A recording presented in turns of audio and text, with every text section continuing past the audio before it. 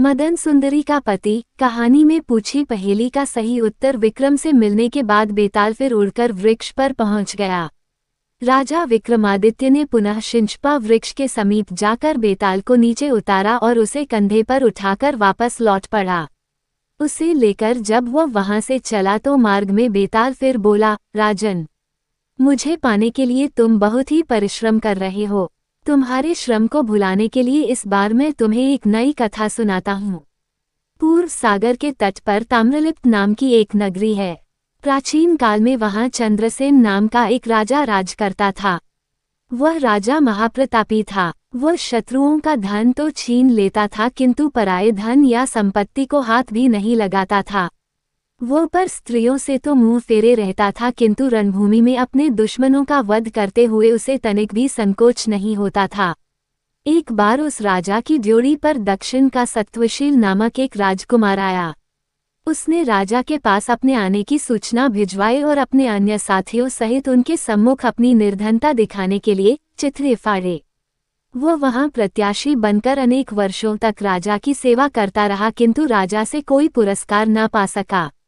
तब उसने सोचा, राजकुल में जन्म पाने के बाद भी मैं इतना दरिद्र क्यों हूँ, और दरिद्र होने पर भी मेरे मन में विधाता ने इतनी महत्वाकांक्षा क्यों दी है। मैं अपने साथियों के साथ इस प्रकार राजा की सेवा कर रहा हूँ और भूख से कष्ट पा रहा हूँ, फिर भी राजा ने हमारी ओर आंख उठाकर भी नहीं देखा। सत्वशील यह बातें सोच ही रहा था कि एक दिन राजा आखेट को निकला। घोड़ों और पैदल चलने वालों के साथ वह भी राजा के साथ वन में गया। आखेट करते हुए राजा ने उस वन में एक विशाल मतवाले सुअर का दूर से पीछा किया। उसका पीछा करता हुआ वह बहुत दूर एक दूसरे वन में जा पहुंचा। वहां घास पात से ढके मैदान में सुअर गायब हो गया और थके हुए राजा को उस महावन में दिशाभ्रम हो गया। हवा से बातें करने वाले घोड़े पर सवार राजा के पीछे पीछे भूख और प्यास से व्याकुल सत्वशील उसे खोजता हुआ पैदल ही किसी प्रकार उसके पास पहुंचा।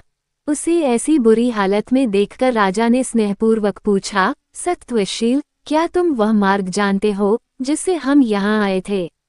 ये सुनकर सत्वशील ने हाथ जोड़कर कहा, हाँ श्रीमान, मैं वह मार्ग जानता हूँ, लेकिन अभी कुछ देर यहाँ विश्राम करें क्योंकि अभी बहुत तेज गर्मी है।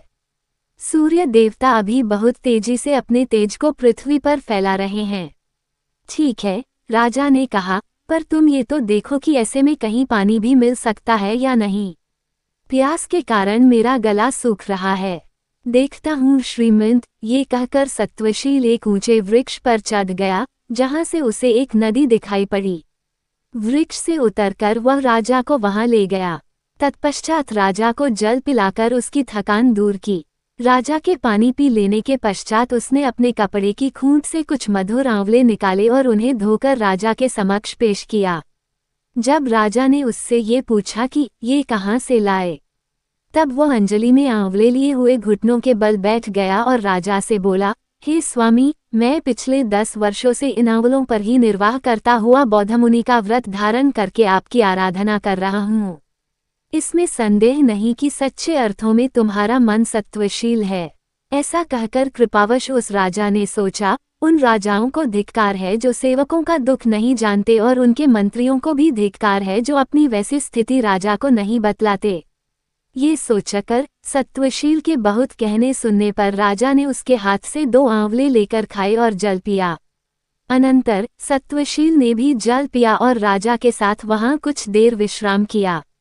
बाद में सत्वशील ने घोड़े पर जीन कसी और उस पर राजा को सवार कराया।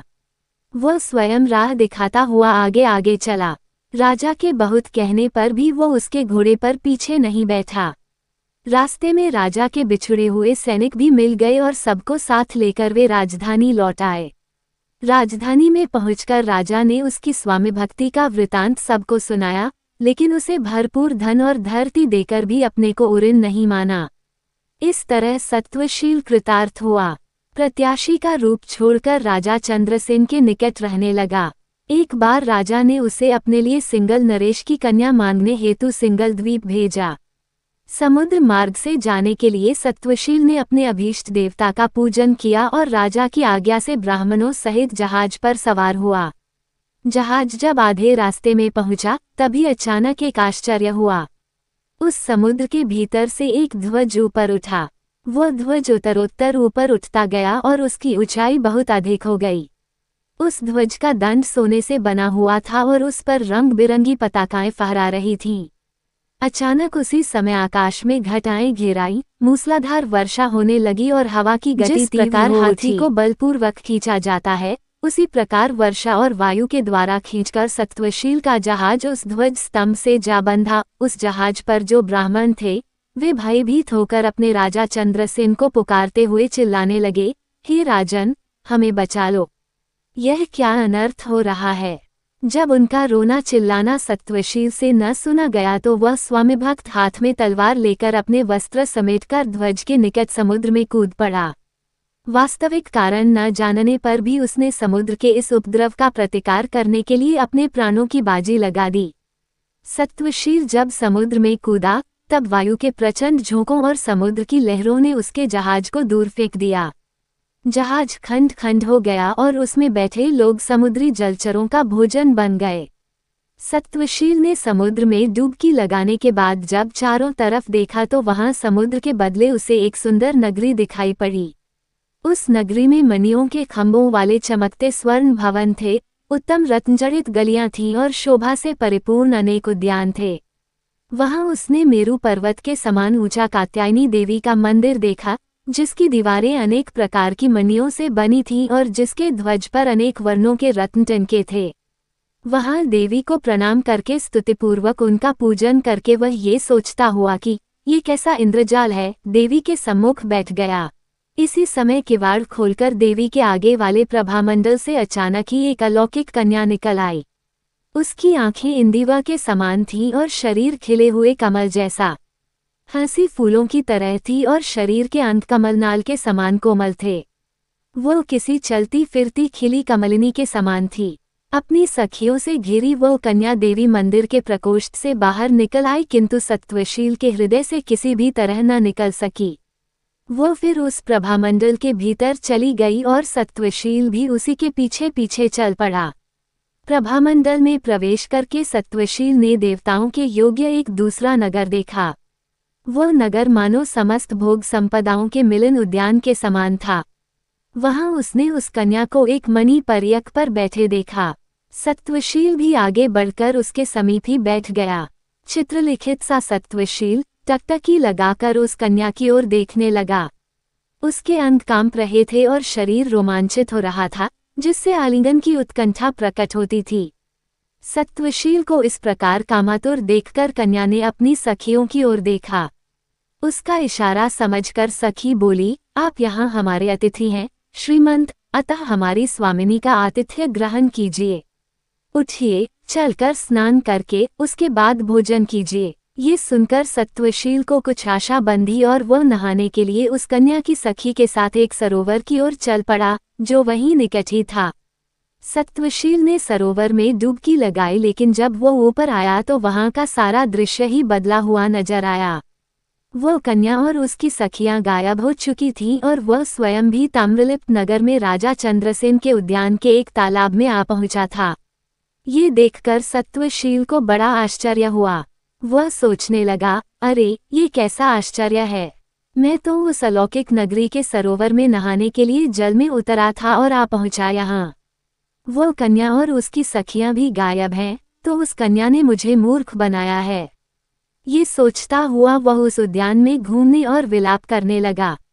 कन्या से मिलने की इच्छा में उसकी दशा पागलों जैसी हो गई। उस उद्यान के माली ने उसे ऐसी हालत में देखा तो उसने तुरंत राजा चंद्रसेन को सूचना पहुंचाई। इस पर राजा चंद्रसेन स्वयं ही सत्वशील को देखने अपने उद्यान में पहुंचा। राजा चंद्रसेन ने उसे सांत्वना दी और पूछा, मित्र, तुम्हें ये पागलपन कैसे हो गया? मुझे बताओ मित्र, शायद मैं कुछ तुम्हारी सहायता कर सकूं। सांत्वना भरे शब्द सुनकर सत्वशील के हृदय को थोड़ा धैर्य सा मिला। तब उसने अपने साथ जो कुछ भी घटा था सब सिलसिलेवार राजा चंद्रसेन से कह सुनाया।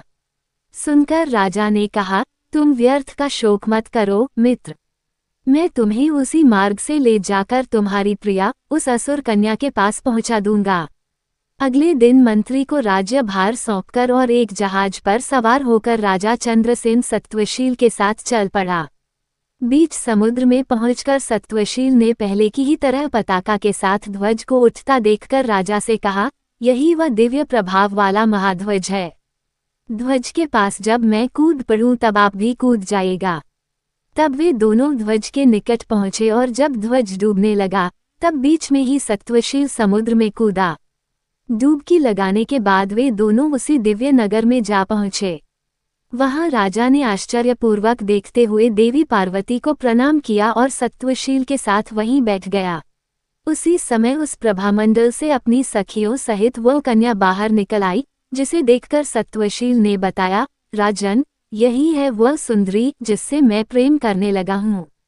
उस कन्या ने भी राजा को देख लिया था। वह कन्या जब कात्यायनी देवी के मंदिर में पूजन करने चली गई तो राजा चंद्रसेन सत्वशील को साथ लेकर उद्यान में चला गया। कन्या जब पूजन समाप्त करके मंदिर से बाहर निकली तो उसने अपनी सखी से कहा, सखी, जरा जाकर देखो तो मैंने जिन महापुरुष को यहाँ देखा था वे कहाँ हैं। मुझे वह कोई श्रेष्ठ व पूज्य पुरुष महसूस हुए थे, अतः उनसे प्रार्थना करो कि वे यहाँ पधारें और हमारा आतिथ्य स्वीकार करें। सखी जब राजा चंद्रसेन और सत्वशील के पास पहुंची और उन्हें कन्या का संदेश सुनाया तो चंद्रसेन ने उपेक्षा से कहा, हमारा इतना ही आतिथ्य बहुत है, अधिक की कोई आवश्यकता नहीं है। कन्या की सखी ने लौटकर जब यही बात उसे बताई तो वह असुर कन्या उससे मिलने को और भी व्यग्र हो गई। इस बार वह स्वयं उन दोनों के पास पहुंची और उनसे आतिथ्य ग्रहण करने का निवेदन किया। इस पर राजा चंद्रसेन ने सत्वशील की ओर संकेत करते हुए उस कन्या से कहा, मैं इनके कहने के अनुसार देवी का दर्शन करने के लिए ध्वज मार्ग से यहाँ आया था। मैंने माता कात्यायनी के परम अद्भुत मंदिर और उसके बाद तुमको भी देखा। उसके बाद हमें और किस आतिथ्य की आवश्यकता है। ये सुनकर वह कन्या बोली, तब आप लोग त्रिलोक में अद्भुत मेरे दूसरे नगर को देखने के लिए कौतूहल से ही मेरे साथ चलिए। उस कन्या के ऐसा कहने पर राजा चंद्रसेन ने हंसकर कहा, इस सत्वशील ने मुझे उसके बारे में भी बतलाया है। वहां पर स्नान करने के लिए एक सरोवर भी है। तब उस कन्या ने कहा, देव, आप ऐसी बात न कहें, मैं यूं ही धोखा देने वाली नहीं हूँ। तब फिर आप जैसे पूज्य को कैसे धोखा दे सकती हूँ। मैं आप लोगों की वीरता के उत्कर्ष से आपकी अनुचरी हो गई हूँ, अतः आपको इस प्रकार मेरी प्रार्थना अस्वीकार नहीं करनी चाहिए। असुर कन्या का ऐसा आग्रह सुनकर राजा चंद्रसेन मान गया और वह सत्वशील सहित प्रभा मंडल के निकट जा पहुंचा। वो कन्या उन्हें किसी प्रकार खुले दरवाजे से अंदर ले गई, जहां उन्होंने उसके दूसरे अलौकिक नगर को देखा। वह सचमुच एक विलक्षण नगर था। वहां सभी वस्तुएं सदा वर्तमान रहती थीं। वृक्षों में फूल और फल बने रहते थे और वह समूची नगरी रत्न तथा सुवर्ण से बनी हुई थी। उस नगरी की भव्यता ऐसी थी जैसे वे दोनों सुमेरु पर्वत पर आ पहुंचे हों। असुर कन्या ने एक सुंदर कक्ष में उन्हें ले जाकर बहुमूल्य रत्न जड़ित सिंहासन पर बैठाया और अनेक प्रकार से उनका आतिथ्य सत्कार करके अपना परिचय दिया, मैं असुर राज कालनेमी की कन्या हूँ। मेरे पिताजी की मृत्यु चक्रधारी विष्णु के चक्र से हुई थी। यहाँ जरा वृद्धापन और मृत्यु की बाधा नहीं होती और सभी मनोकामनाएं स्वतः ही पूरी हो जाती हैं। फिर उसने राजा चंद्रसेन से प्रार्थना की, अब आप ही मेरे पिता हैं और इन दोनों नगरों के साथ मैं आपके अधीन हूँ। मेरी प्रार्थना स्वीकार करके आप मुझे अनुग्रहित कीजिए। इस प्रकार जब उस कन्या ने अपना सब कुछ राजा को सौंप दिया, तब वो कन्या से बोला, बेटी, यदि ऐसी ही बात है तो मैं तुम्हें इस सत्वशील के साथ विवाह बंधन में बांधता हूँ। ये वीर है, धीर है और दोषरहित है। अब यह मेरा मित्र भी है और संबंधी भी हो गई और उसने राजा चंद्रसेन का बहुत बहुत आभार माना। विदाई के समय राजा चंद्रसेन ने सत्वशील से कहा, मित्र, तुम्हारे मैंने 2 आंवले खाए थे। उनमें से एक का ऋण तो मैंने चुका दिया है, एक का ऋण मुझ पर अभी बाकी है। फिर उसने असुर कन्या से कहा, बेटी, मुझे मार्ग दिखलाओ क्योंकि अब मैं अपने नगर को लौट जाना चाहता हूँ। राजा के ऐसा कहने पर उस असुर कन्या ने उन्हें अपराजित नाम का खड्ग और खाने के लिए एक ऐसा फल दिया जिससे न तो राजा पर कभी बुढ़ापा आए और न ही उसे मृत्यु का भय सताए। फिर उन दोनों चीजों को लेकर असुर कन्या द्वारा बतलाए सरोवर में डुबकी लगाकर राजा वापस अपने देश जा पहुंचा। सत्वशील भी सुखपूर्वक उस असुर कन्या के साथ दोनों नगरों पर शासन करने लगा। ये कथा सुनाकर बेताल ने विक्रमादित्य से पूछा, राजन, अब तुम मुझे ये बतलाओ कि समुद्र में डुबकी लगाने का उन दोनों में से किसने अधिक साहस दिखाया। जानते हुए भी यदि तुम इस प्रश्न का उत्तर न दोगे तो तुम्हारे सिर के कई टुकड़े हो जाएंगे। तब बेताल के प्रश्न का उत्तर राजा ने इस प्रकार दिया, हे बेताल, उन दोनों में मुझे सत्वशील ही अधिक साहसी लगा, क्योंकि वह वस्तुस्थिति को न जानते हुए बिना किसी आशा के समुद्र में कूदा था। जबकि राजा चंद्रसेन को सभी बातें पहले से ही मालूम थीं और वह विश्वास के साथ समुद्र में कूदा था। वह असुर कन्या को भी नहीं जानता था, क्योंकि वह जानता था कि इच्छा होने पर भी वह उसे पा नहीं सकेगा। तुमने सही उत्तर दिया राजन, किंतु मेरे प्रश्न का उत्तर देने में तुमने अपना मौन भंग कर दिया, इसलिए मैं चला। ये कहकर बेताल विक्रमादित्य के कंधे से खिसककर पुनः उसी वृक्ष की ओर उड़ गया। राजा भी उसी प्रकार फिर से उसे लाने के लिए तेजी से लौट पड़ा। राजा विक्रमादित्य बेताल को लाने के लिए पुनः शिंशपा वृक्ष के नीचे पहुंच गया। उसने बेताल को उतारकर अपने कंधे पर डाला और चलना शुरू किया। बेताल ने राजा विक्रम को फिर से यह कहानी सुनानी शुरू की, तीन चतुर पुरुष।